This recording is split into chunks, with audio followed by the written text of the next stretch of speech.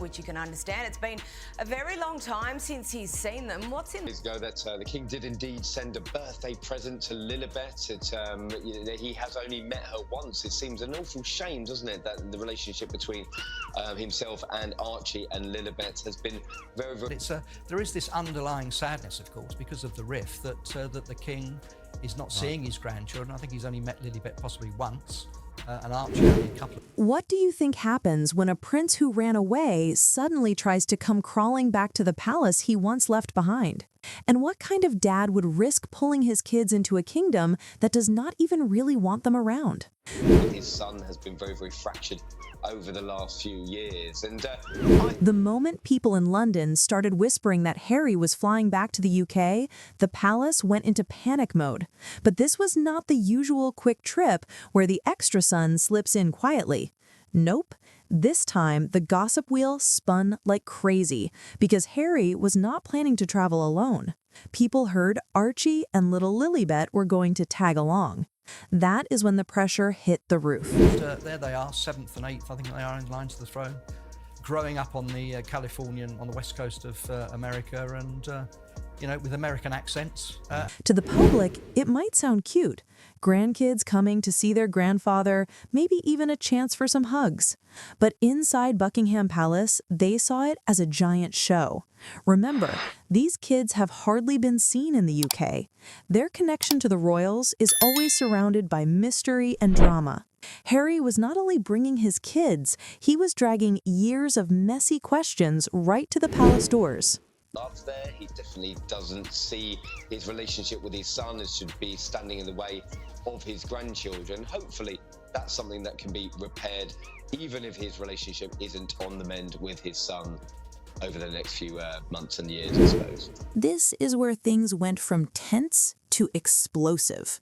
Harry did not just want Archie and Lilibet to land in London, wave at the cameras, and head back to California. He wanted them inside Buckingham Palace. Not in the gardens, not at a side meetup, but right in the center of royal power. And if you know anything about royalty, that is not a small request at all. Very sad also for Thomas Markle, Meghan's father, that they don't see them. So that is the underlying sadness. For Harry, it probably seemed easy. These are my children. They are the King's grandchildren. Let them in. But for Charles, it was not some simple family visit. It was about power, image, and strict royal rules. Buckingham Palace is not just a house. It is an institution protected by centuries of tradition. And Harry, more than anyone, should have known that storming in with demands would trigger alarms. But at the moment, I don't think there's much prospect of it. I remember during the Platinum Jubilee, when the late Queen was still alive, Harry and Meghan were over, obviously, and they took Lilibet to see the... When the King heard about Harry's request, insiders say he reacted fast and firm with a clear no. No deals, no middle ground, just the cold weight of royal authority shutting it down. This was not about love. It was not about family. It was about drawing a sharp line. And they turned up a photographer, and the photographer was prevented from coming into Windsor Castle for many reasons. Firstly, and let us be honest, Charles's rejection was not only a dad refusing his son, it was the King of England showing the Duke of Sussex exactly where he belongs. Outside the gates, not inside. For Harry, who has spent years trying to grab back a place in the royal world, this was not just a small defeat.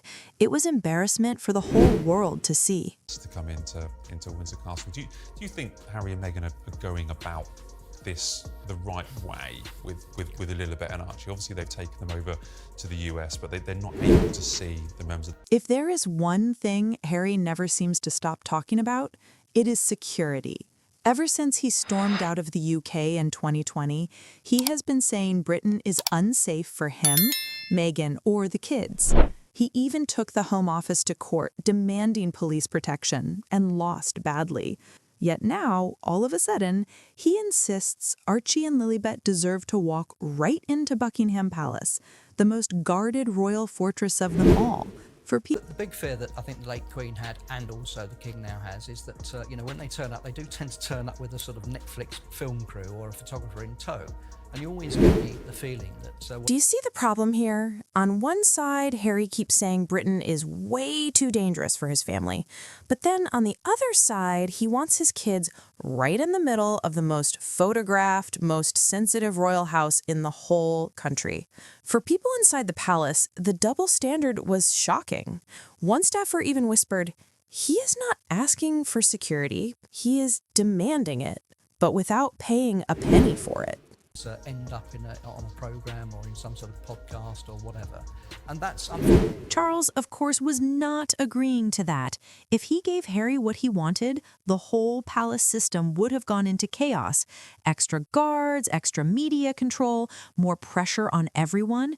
And for what? For a man who walked away from royal duty only to show up asking for favors whenever it works in his favor? trust him. And even if the Queen might have been, struggling with her health, I think she was still sharp as a tack, and she realised that any photograph... This is where Harry's true side showed up, and it was not pretty. The boldness of his demand made even palace staff shake their heads.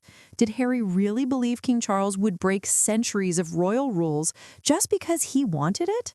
This is the same Harry who stormed out of Britain, who made money off his royal title with Netflix and a tell-all book, who attacked his own family on global TV, and now he thinks his kids should get a red carpet welcome at Buckingham Palace? Lilibet was chosen in the first place. I think she was a little bit upset by that. Yes, she put her foot down and said no photographs, and I must admit, I don't blame her. But it's sad that It is unbelievable double standards. He wants the royal benefits of being a prince, but none of the hard work that comes with it. He left, burned bridges on the way out, and then had the nerve to act like nothing had changed. One royal watcher put it best. Harry does not want peace. He wants access. And we... No, I think I can think of one. I think of one. She's Lilibet Diana. I mean, these are two of the most photographed, two of the most famous people in the world that she's named. Yeah. She's still young, and We cannot forget, Harry's wish list was not only about Archie and Lilibet. Sources say he also wanted money to start flowing again and full royal treatment for both himself and Meghan. That means bows, curtsies, official cars, fancy guards, the whole royal show. It is like Harry truly thinks he can quit the monarchy whenever he feels like it, then jump right back in when it suits him. It's going to be fascinating to see those kids grow up. I mean, I always wonder to myself, when they get a bit older, they're going to start asking questions, how have we got to this? While Harry was storming around Britain, upset about his father's rejection, Meghan Markle was completely absent. No interviews, no comments, no friends of Meghan speaking for her, just total silence. And with Meghan, silence is never by accident. It is always a plan. Talking about his troubled upbringing, it's going to cause all sorts of problems bringing up these children in the US. I think it's going to cause problems. I mean, it might be that they land on their feet, they go to good schools, and they get great education, and they suddenly go off into industry. Think about it. Meghan knows exactly how the British media works. She knows if she showed her face at Buckingham Palace, it would explode. Every camera would point at her. Every headline would twist it into Meghan versus the monarchy. So she stayed in California, leaving Harry to deal with the embarrassment alone. Some say that was clever. Others say it was cold. But here is the truth. The royal line is still fragile, and one day those kids might play a bigger role than anyone thinks. When they grow up, they will start asking tough questions. Still, the bigger mystery is why Meghan pulled away on purpose. Was she protecting her Hollywood brand? Or was she quietly telling Harry, "This mess is yours, not mine"? They used to stand together as one against the crown. But Meghan's eerie silence now feels like she has her own strategy. Harry plays the sad son, while Meghan quietly works on her next move. That we haven't got a relationship with our grandparents or with the royal family. So with our, with our uncle. And let's be real. Meghan never ignores good drama. You can bet she is saving this rejection as proof of royal cruelty for some future Netflix show or big interview. But for now, her silence is loud, and it makes Harry look more alone than ever, fighting a losing fight without his partner by his side. On the outside, Harry's request seemed like a dad wanting his kids to know their grandpa. Sweet, right? But behind palace walls, insiders are whispering another theory, that this was never about family at all. It was about custody.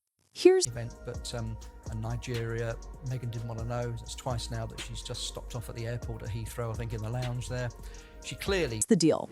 If Harry can make the UK look like a real home base for Archie and Lilibet, it could change everything in a future custody fight with Meghan.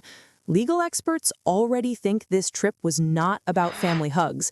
It was about setting up a legal foundation. Think about it. If the kids are seen inside Buckingham Palace, photographed with the king, then Harry suddenly has proof that Britain is not just a dangerous place. It is his children's home turf. Meghan, on the other hand, likely never wants to return to the UK. Some even believe she may never set foot there again. And Meghan would never give up control without starting a major war. These are the same kids she has kept far away from royal traditions. The thought of Harry showing them off at Buckingham Palace against her wishes could spark the ugliest custody fight ever, California versus the Crown. Netflix would not even need to write a script. Himself, has this really been worth it? You know, and is it is there something I could have done differently?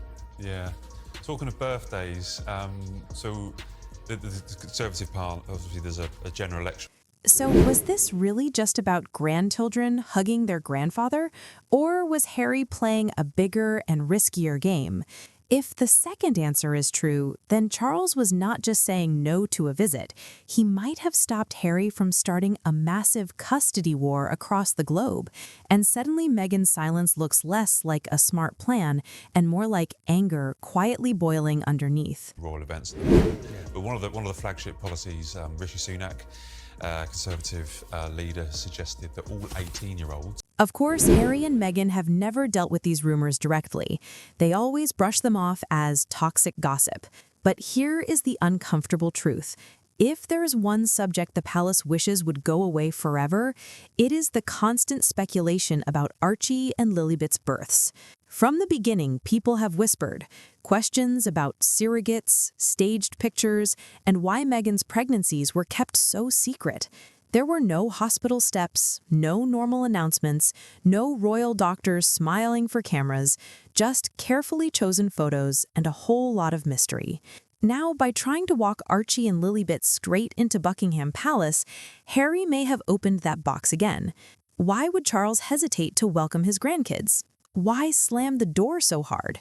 For royal watchers, the reason is chilling. Maybe the palace does not want to officially acknowledge children whose birth details were never clearly confirmed. The younger royals should do national service. That's not really surprising, though, is it? Because the royals have a long history with serving in the armed forces, you know. But this time, the sting was public. News of Charles rejecting his son's request spread everywhere, and Harry's private plea turned into global gossip. Imagine it, the once golden prince begging for entry, only to be treated like an unwelcome guest. For a man who once walked those halls as part of his birthright, it was nothing short of humiliation. To a friend of Prince William, saying that he and Kate didn't want to put George under any pressure and they wouldn't make him go. For the monarchy, legitimacy is not just a personal issue, it is history. Every heir, every bloodline, every birth is written down for centuries. Harry demanding palace access for his kids without first clearing up the questions about their birth makes him look desperate, not protective. Instead of securing Archie in Lilibet's place, he looks like the outcast knocking at the gates he himself abandoned. And the British press had a feast. Headlines painted him as needy, weak, and even delusional for thinking his American-born children could just stroll into a monarchy he had once turned away from. Archie or Lilibet, you know. Yes, I don't think we can make an American citizen do armed forces. For Meghan, the embarrassment cuts even deeper. She spent years building an image of power, independence, and global influence. Yet now her husband, her partner in this reinvention, is reduced to begging for scraps of royal recognition. It does not just weaken Harry, it weakens their whole brand. If they cannot even get respect from the family they left, How can the world be expected to take their royal titles seriously? But no, this is one of the strange things. You know, a lot of people think that they should be stripped of their line of succession position. And let's be real. Charles did not just tell Harry no. He humiliated him by showing the world that the palace door is closed for good. The king reminded everyone who holds the crown and who no longer has power. Harry's anger is not only about family. It is about pride. It is about being shown in the harshest way that he is no longer prince of the palace, but prince of nothing. Harry and Meghan tried to force their way back into royal life, and instead they revealed just how far they have fallen. Once global rebels, they are now outsiders, left begging for recognition.